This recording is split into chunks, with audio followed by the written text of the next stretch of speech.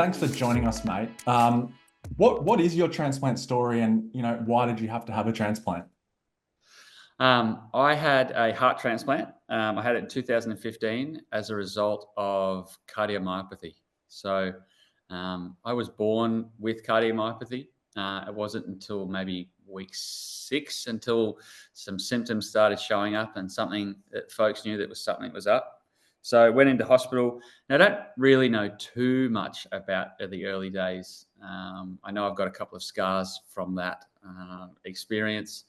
But I sort of was sick until I was like 3, really, and then sort of turned the corner essentially and was taking medication up to that point.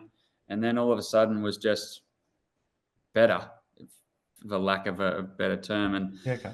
from then till like I was 19, I was, you wouldn't have thought that anything was wrong with me at all. I didn't, I saw cardiologists till I was like 12 and then stopped seeing them just because it had been so long that I had any issues. And then around 19, I was over in America. I was over there on an exchange program with the idea of playing baseball. So I was doing a lot of physical activity, and I'd played a soccer season in the autumn before the spring baseball season. So I was doing a lot of working out and was really physical. I was the fittest I'd ever been.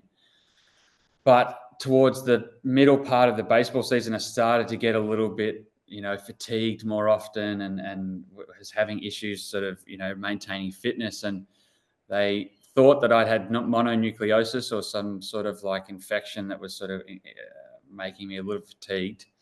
But in reality, what was happening was I was going back into heart failure or having heart failure again, however you'd like to describe it. So got back from the US, was sick, had been very sick like 3 weeks before coming home, was having trouble sleeping, couldn't lie down. And as soon as I got home, mum and dad saw me, and I, at that point, I'd sort of put on a lot of weight, but it was just all fluid. But mum and dad thought I just had a really good time eating a lot of hot dogs and donuts in America. So I got home, and I know the first thing I wanted to do when I got home was have a meat pie. So I went and had a pie, and obviously for someone that was full of fluid, having a meat pie full of salt and sodium was probably the worst thing ever. So we tried to go to sleep that afternoon, and mum was like, "What, you can't lie down to sleep down?" She's like, all right, there's something up. So we went into the hospital at Monash in Clayton in Melbourne, and then was in there for about a month. A lot of tests, essentially got re-diagnosed, I guess, with cardiomyopathy, and then was on that sort of up and down rodeo for about 9 years. And during that initial stages in 1920, there was the discussion that the transplant would happen eventually. And then in 2012, I was put back on the list. 2013, I was actually taken off because I was doing so well physically. And then I was put back on in 14 after an episode after I'd moved to Sydney.